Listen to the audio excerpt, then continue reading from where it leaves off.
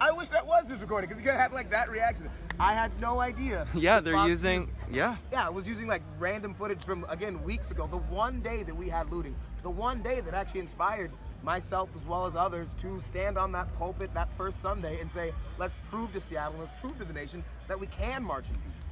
And we succeeded. We're now 2 weeks into this, marching peacefully. No, well, minimal altercations, but in reality, no drastic altercations. Right. No lootings, no destruction of property done by any of our protesters. And yet, even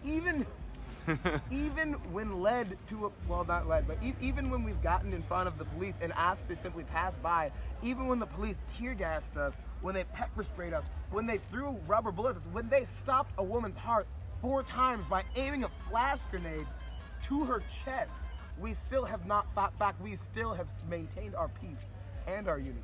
And yet the media is still portraying us as hostile. I find that not just deplorable, I find that hilarious. Which is so crazy too, because we just had all, like, you know, Facebook had these ways of removing fake information or false information. How is this not getting pulled down? Because there's not one instance here of violence. Honestly, brother, I think that this just truly shows the importance of all of us getting our message out as much as possible. This is the importance and the luxury that we have in this generation. I mean, everyone has their own truth and their ability to an audience of millions, of billions throughout time in their pocket. Truth. We now have the gift of transparency, and I think it's all of our duty to use it. Everyone start live streaming, everyone start taking pictures. Like, this is the movement that we see. This is that hostility that Fox News claims to happen. People dancing, people having real discussion about, you know, like, and activism or discussion, like, that's something that is critical to democracy. Absolutely.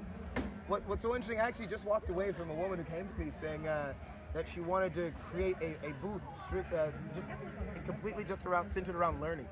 She says there's this vacuum of energy and not just our society, but our local community of just education and learning beyond even Black lives, but simply and beyond racial injustice, but simply education.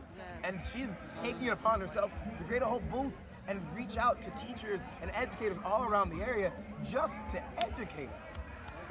Free education is happening here in the streets, and that's because of this movement. It's remarkable. Thank you for sharing. What's your name? Is it okay for people to follow along? Daviid Lewis. Daviid Lewis, yeah. Daviid Lewis has kind of been on this from the beginning. He's kind of like you know, Seattle famous in the work that he's been doing here, and just so appreciative, Daviid, for everything you've done. You're really standing up for justice, really standing up for everybody, and you have such a clear voice that you're sharing with. And I think that's the big thing, is that, and it's been shared in the media a lot, that I'm a leader, but honestly, there's no way that I could have conceived of the beauty that exists right now. I can't ever necessarily call myself a leader, but I am a voice, and I appreciate the platform that all of you've created to hear it. Appreciate being heard. Thank you, Daviid. Bless you. Bless you, brother. Bless you, brother. Bless you. Yeah. Thank you. Awesome.